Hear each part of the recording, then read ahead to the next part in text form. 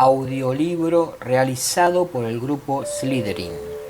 Idea y realización de Tomás Fortunato, Trinidad Sardi, Franco Coscarelli y Antonio Bouso. Guión realizado por Trinidad Sardi. Voz y edición por Antonio Bouso. Este es un trabajo final en la materia de narrativas de la carrera de Comunicación Digital de la Facultad de Periodismo y Comunicación Social de la Universidad de La Plata.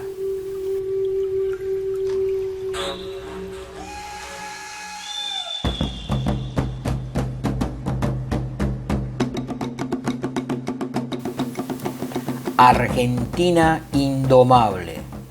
Capítulo 1. El origen.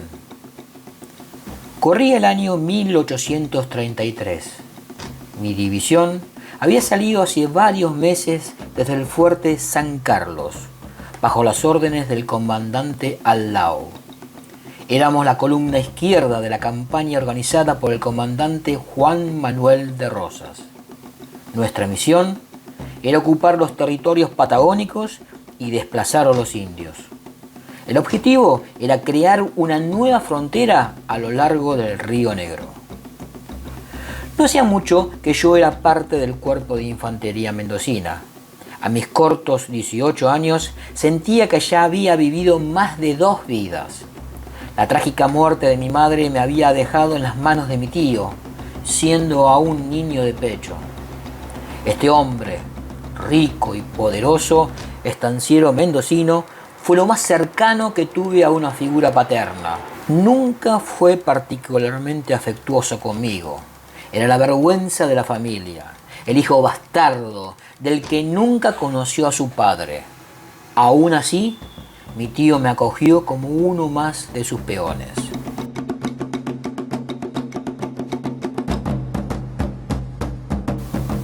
Desde muy temprana edad trabajé en el campo como paje, labrando la tierra, arriando el ganado, aprendiendo todos y cada uno de los secretos para que la cosecha fuese provechosa.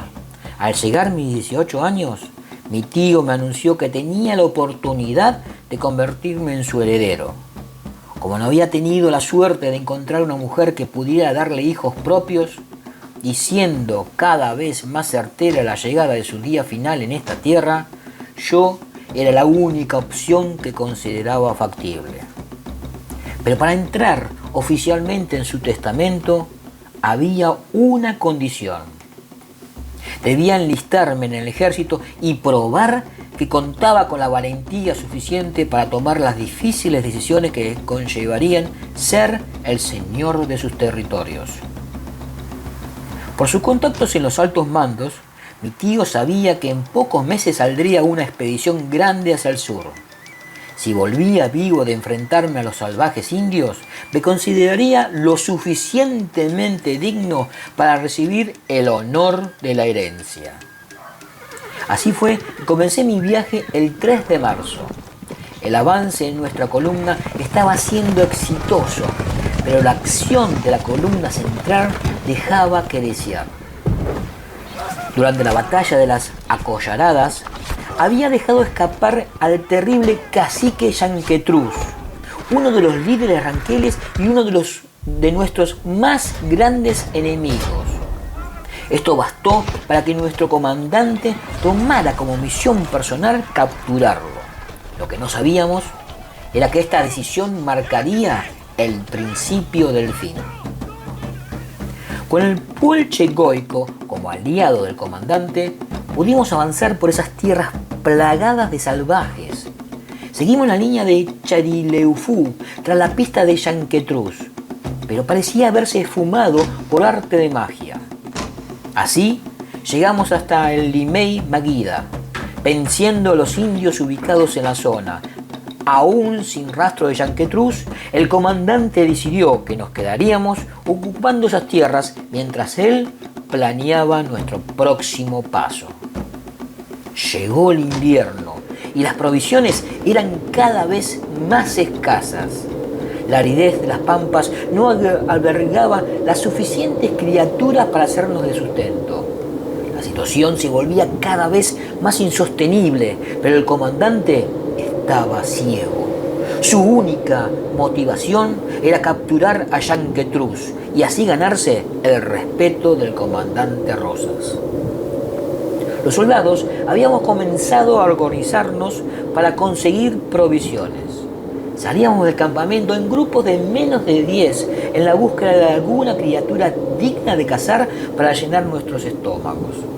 Estas salidas normalmente duraban 1 o 2 días y resultaban en unas pocas presas, solo las suficientes para alimentarnos para alguna que otra semana. Era una mañana soleada, pero invernal, cuando mi superior me dio órdenes de partir en el próximo grupo de caza. Éramos solo 5, 2 de infantería, 1 de caballería y 2 hombres del indio Juan Goico. Teníamos a nuestra disposición un caballo para cada uno, ya que deberíamos alejarnos varios kilómetros para encontrar presas. Partimos cansados y hambrientos, con la inocente esperanza de volver con un botín mayor que el que habían conseguido nuestros compañeros en expediciones anteriores. Cabalgamos mediodía sin cruzarnos nada más que la vasta estepa extendiéndose hasta donde nuestros ojos alcanzaban a ver. Cuando el sol comenzaba a bajar, avistamos un monte que parecía prometedor. Podríamos acampar allí durante la noche y probar suerte con la caza al día siguiente. Poco nos imaginábamos que ese día nunca llegaría. Lo siguiente que contaré es lo que queda de mis fragmentados recuerdos. Los sucesos de esa noche y de los siguientes días o meses aparecen difusos en mi memoria. El monte nos prestaba refugio y nos mantenía en reparo del frío de la noche pampeana. Escuchamos el crepitar del fuego y los sonidos de la fauna hasta quedarnos dormidos. Uno de los soldados de Goico haría las guardias durante las primeras horas de la noche, mientras que el resto intentábamos recuperar algo de la energía perdida en el viaje. Todavía estaba oscuro cuando me desperté con el filo de la punta de una lanza rozando mi cuello. El fuego se había apagado, pero la luna dejaba ver unos pocos rasgos del salvaje al otro extremo de la lanza. Intenté alcanzar mi arma, pero un golpe seco me desmayó antes de que pudiera hacer algún movimiento. Cuando recuperé el conocimiento, vi mis manos y pies atados a los de mis compañeros con una cuerda. Uno de los salvajes tiró de la misma para hacernos avanzar en fila. A los tumbos me levanté y avancé, comprendiendo que a partir de ese momento mi futuro y el de mis acompañantes era completamente incierto. No sé cuántos días caminamos detrás de los indios. Parecían no cansarse jamás. Podían caminar durante horas sin parar ni una sola vez. Sus pies, sus cuerpos, sus ropas, todo parecía estar cuidadosamente diseñado para sobrevivir en estos territorios.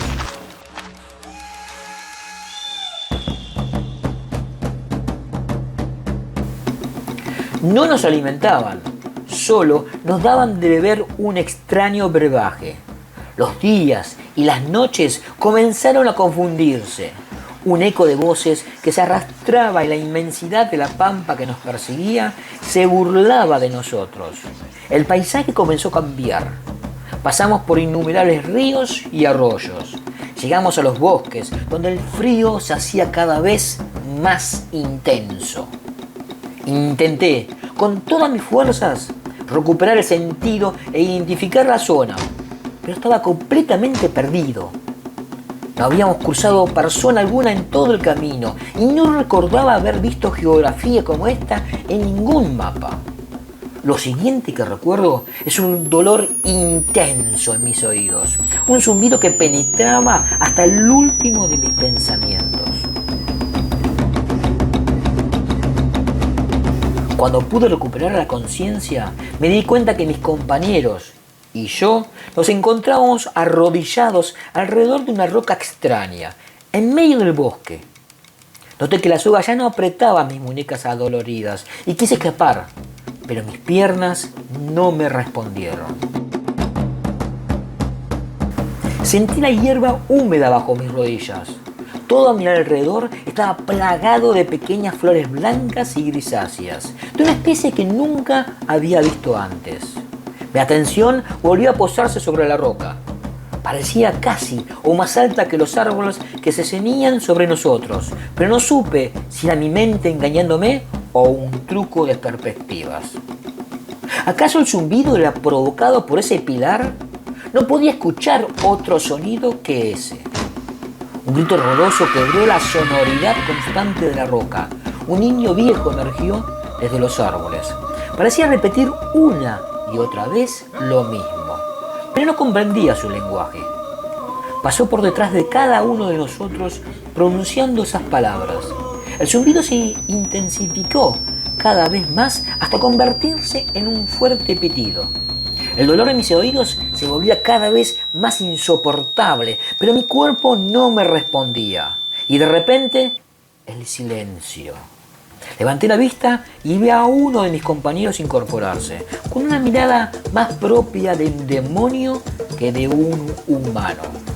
Se acercó a uno de los indios de Goico, lo tomó de su cuello y lo retorció como si se tratara de una gallina. Aún sin poder moverme, vi cómo uno a uno comenzaban a enfrentarse como animales. Con un acto de alucinación, intentaban sacar los ojos de las órbitas de sus oponentes, hasta dejarlos colgando. Abrían sus estómagos y comían sus vísceras de quienes, días antes, luchaban a su lado. La hierba, que antes era verde, comenzó a teñirse de rojo. Mis rodillas se dieron y perdí el conocimiento.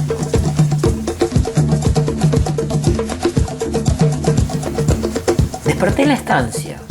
¿Cómo había llegado ahí? Era un misterio tanto para mí como para la servidumbre de la casa.